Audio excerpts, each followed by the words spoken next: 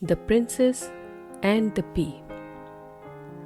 Once upon a time, there was a prince who wanted to marry a real princess, not just someone who said she was royal, but someone truly noble and kind at heart. So he traveled all around the world, meeting many princesses.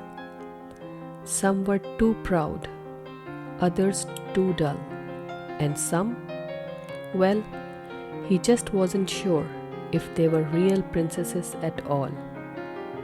There was always something not quite right.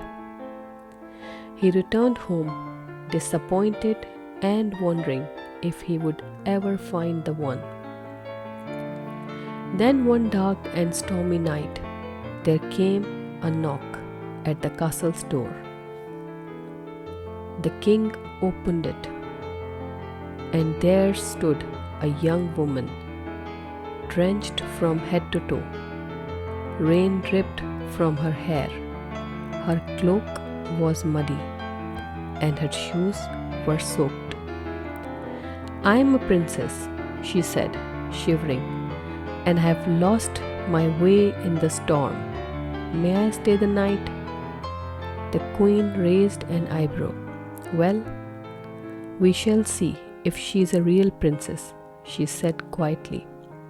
So the queen went to the guest room and prepared a little test. She took a single green pea and placed it on the bed frame. Then she piled 20 mattresses on top of it, and, just to be extra sure, 20 feather beds on top of those. The princess was invited to sleep there. The next morning, the queen asked how she had slept. "Oh," said the princess, "I hardly slept at all. Something hard was in the bed. It bruised my back terribly. I tossed and turned all night." The queen and king looked at each other and smiled.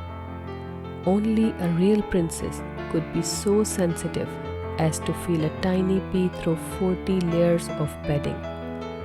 So the prince knew at last she was the one, a true princess in every way. And soon after, they were married and lived happily ever after.